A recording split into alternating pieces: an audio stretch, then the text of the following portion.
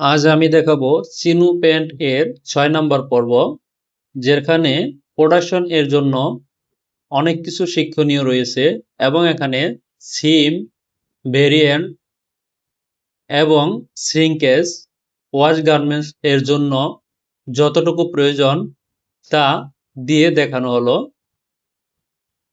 এবং এখানে কোন পার্টসে কতটুকু শ্রিঙ্কেজ দিতে হবে যদি ওয়াশ গার্মেন্ট হয় সেগুলো এখানে দিয়ে দেখানো হয়েছে এই ভিডিওতে। অনেক পার্টসের মধ্যে সমান শ্রিঙ্কেজ হয় না। এখানে এটা বাইন্ডিং, ওয়েস্ট বেল্ট এর চাইতে বড় থাকবে বাইন্ডিং, ইনসাইড এর ওয়েস্ট বাইন্ডিং। এরপর এখানে ব্যাক পার্ট এ দেখে নিচ্ছি গ্রেডিং কত রয়েছে। ওয়েস্ট এ সেই গ্রেডিংটি বাইন্ডিং এ দিয়ে দিতে হবে। সাধারণত বাইন্ডিং বড় সাইজ হিসাবে বানালেই প্রোডাকশনের জন্য সুবিধা হয়, সেক্ষেত্রে কোনো পরিবর্তন হয় না।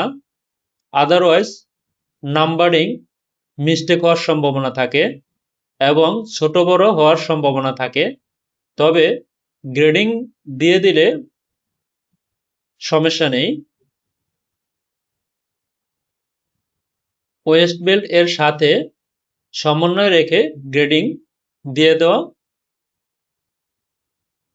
ঠিক আছে।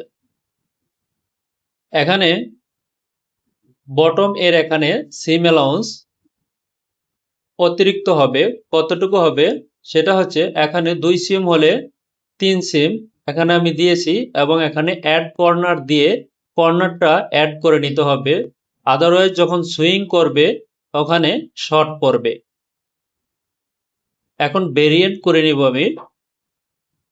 এখানে আমি লিখে নিচ্ছি LZ L1 স্টাইল নাম্বার।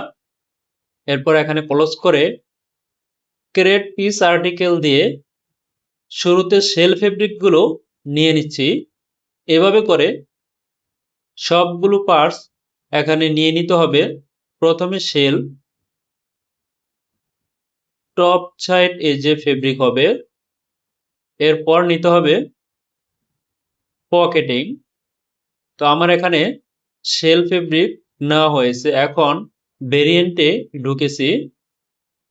এখানে ভেরিয়েন্ট সাজিয়ে নিতে হবে।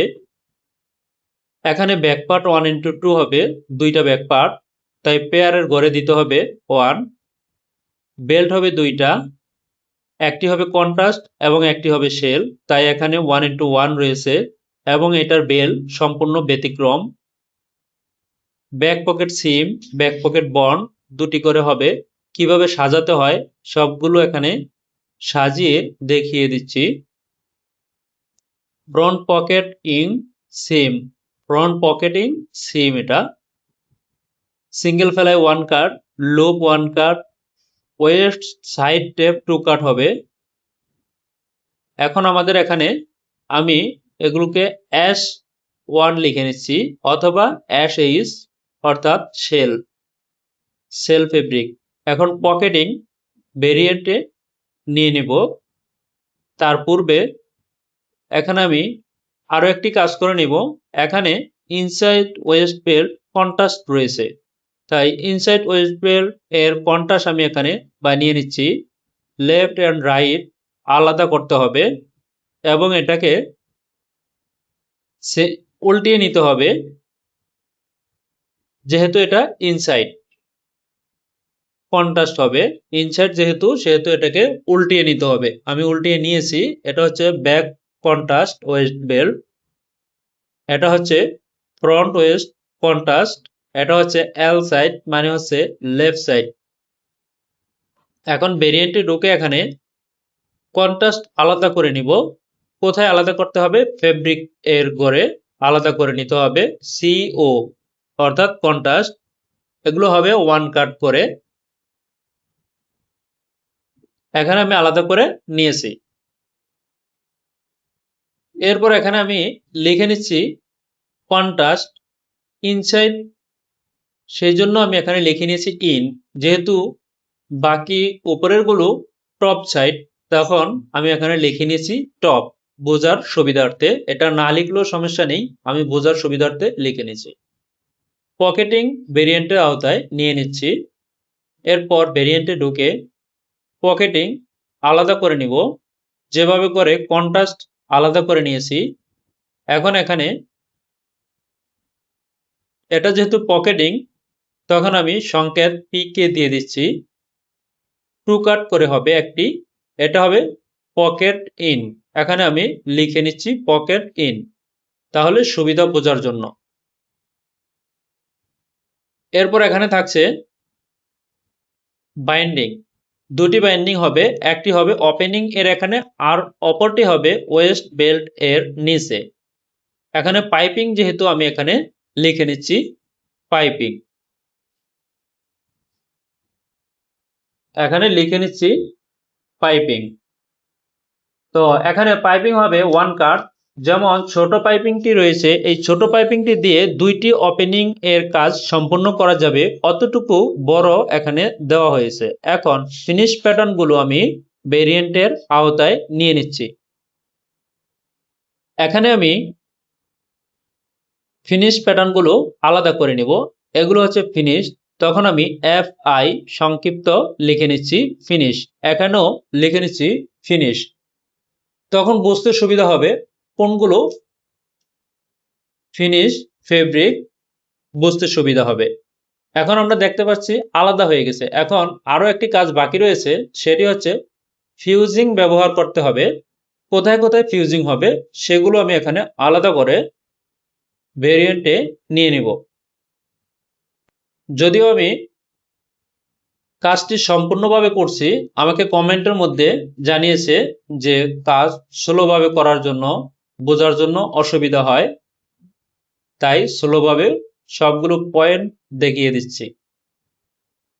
ডাবল ফ্লাই ফিউজ, আমি শুধুই মাত্র লিখে নিচ্ছি কোনটা ফিউজ। এটা হচ্ছে ফিউজ। অবশ্যই ফিউজ যখন হবে সিঙ্গেল ফ্লাই ঘুরিয়ে নিতে হবে, যে পাশ শেল থাকবে তার অপোজিট হবে ফিউজ। একইভাবে ওয়েস্ট বেল্ট, যে পাশ শেল ফেব্রিক থাকবে তার অপোজিট সাইড ফিউজিং হবে। সবগুলোকে আলাদাভাবে আমি লিখে নিচ্ছি। এটা হচ্ছে ব্যাক ফিউজ ওয়েস্ট বেল্ট।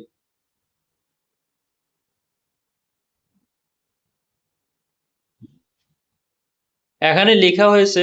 এখন যে কাজটি ভেরিয়েন্টে আমি নিয়ে নিচ্ছি, ভেরিয়েন্টে নেওয়ার পর এখানে ভেরিয়েন্ট সাজিয়ে নিব। এখানে ফিউজিং এ অবশ্যই অ্যালাউন্স কম হবে। কতটুকু কম হবে? শেল ফেব্রিকে যা হবে তার থেকে কম হবে, সেই ক্ষেত্রে হবে 0.2 কম হবে। লেন্থ আমি এখানে কেন বেশি কমিয়েছি, এখানে লেন্থ এত বেশি প্রয়োজন নেই, তাই এখানে কমিয়ে দিয়েছি। সাধারণত 2 মিলি করে কমাতে হবে। এই সবগুলো যেহেতু ফিউজ, এখানে আলাদা করে নিচ্ছি, এখানে লিখেও নিচ্ছি ফিউজ।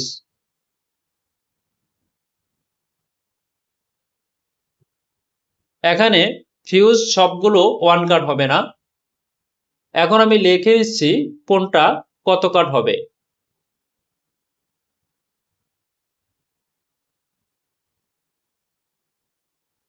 যেখানে যেখানে ফিউজ হবে সেখানে আমি ফিউজ দিয়ে দিয়েছি। এখন আমি ওয়ার্সিং কেস এটা দিয়ে নিচ্ছি। লেন্থ 4% এবং উইথ 8% রানিং প্রোডাকশন আমাদের চলতেছে। কিভাবে প্রোডাকশনের জন্য সিঙ্কেজ কোন পার্টসে কতটুকু আলাদা করতে হয় এখানে আমি তা করে দিচ্ছি। ওয়েস্ট বেল্ট এ সাধারণত বডির সময় সিঙ্কেজ হবে না, এবং ওয়েস্ট বেল্ট হাইডে সিঙ্কেজের কোনো প্রয়োজন নেই। যদি ফোল্ডার হয়ে থাকে তাহলে ফোল্ডারের জন্য মেজারমেন্ট নিশ্চিত করতে হবে। যেমন লুপ, ওয়েস্ট বেল্ট যেগুলো ফোল্ডারের মাধ্যমে হয় সেগুলোতে অতিরিক্ত সিঙ্কেজ দেওয়ার কোনো প্রয়োজন নেই। এখানে এটা হচ্ছে ব্যাক বন। তাহলে বন যেহেতু গ্রিন লাইন খাড়া হবে সেহেতু শ্রিঙ্কেজ চেঞ্জ হয়ে যাবে। আমি চেঞ্জ করে দিয়েছি। এখানে এই বিষয়গুলো হয়তোবা অনেকের জানা নেই।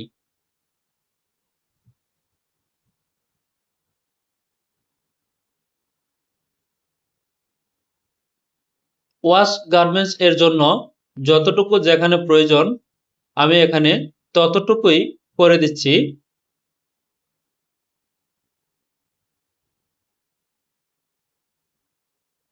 ভেরিয়েন্ট এখানে সাজানো শেষ।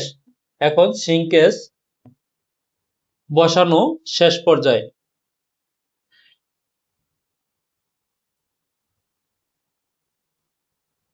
এখানে কেন 2% কম দেওয়া হলো? কারণ হচ্ছে ওয়েস্ট বেল্ট এবং বডি দুটি সমান সিঙ্কেজ করবে না। না করার কারণ ওয়েস্ট বেল্ট এ যখন ভাঙ্গা হবে তখন 4টি পার্ট হয়ে যায়। ওখানে জায়গাটা শক্ত থাকে, যার কারণে সিঙ্কেজ বডির মতো করে না, অন্যান্য জায়গার মতো, যেমন থাই, হিপ, নি এই পার্টগুলো সমান সিঙ্কেজ করে না। আরো একটি বিষয় হচ্ছে বটম এর এখানে অবশ্যই সমান সিঙ্কেজ করে না। বটম এর এখানে ওয়েস্ট বেল্ট, বটম, থাই, হিপ এখানে আলাদা আলাদা সিঙ্কেজ করে। আমি এখানে প্রোডাকশনের জন্য যতটুকু প্রয়োজন ততটুকু এখানে করে দিয়েছি।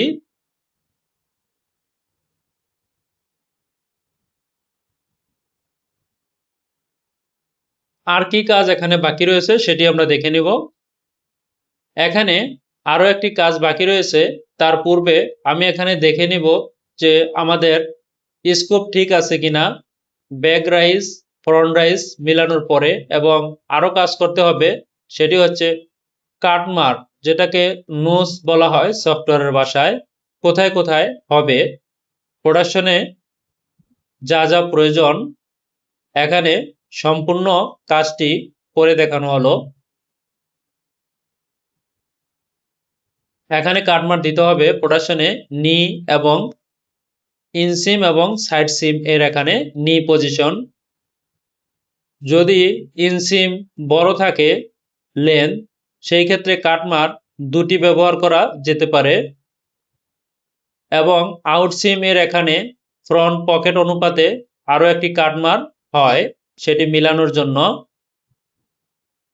এখানে আমি এখন মিলিয়ে নিচ্ছি এখানে ঠিক আছে কিনা, স্কোপ ঠিক আছে কিনা। আমরা দেখতে পাচ্ছি এখানে সুন্দর স্কোপ আছে। এই স্কোপের উপরে নির্ভর করে ডামি ফিটিং। প্রত্যেকটি সাইড সিম, ব্যাক রাইস, ফ্রন্ট রাইস এগুলোতে স্কোপ চেক করতে হবে। এখন আমি যেটা সিম করে নিয়েছি এটা হচ্ছে পকেট পজিশন। যদি বডিতে ঢিলমার থাকে সেই ক্ষেত্রে পকেট পজিশনের প্রয়োজন হয় না। ঢিলমার না থাকলে অবশ্যই ব্যাক পকেট পজিশন অবশ্যই দিয়ে নিতে হবে। এখানে আমি ভেরিয়েন্টটি নিয়ে নিচ্ছি। এটা সাধারণত ফিনিশ প্যাটার্ন এর সাথে থাকবে, তাই এখানে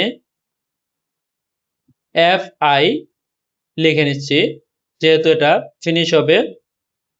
কিন্তু সিঙ্কেজ এখানে বডিতে যা থাকবে এটা তো তাই থাকবে। আমাদের সব কাজটুকু এখানে প্রোডাকশনের জন্য যতটুকু দরকার ততটুকু কাজ এখানে করা হয়েছে। আজকের মতো এখানেই শেষ করব। আল্লাহ হাফেজ।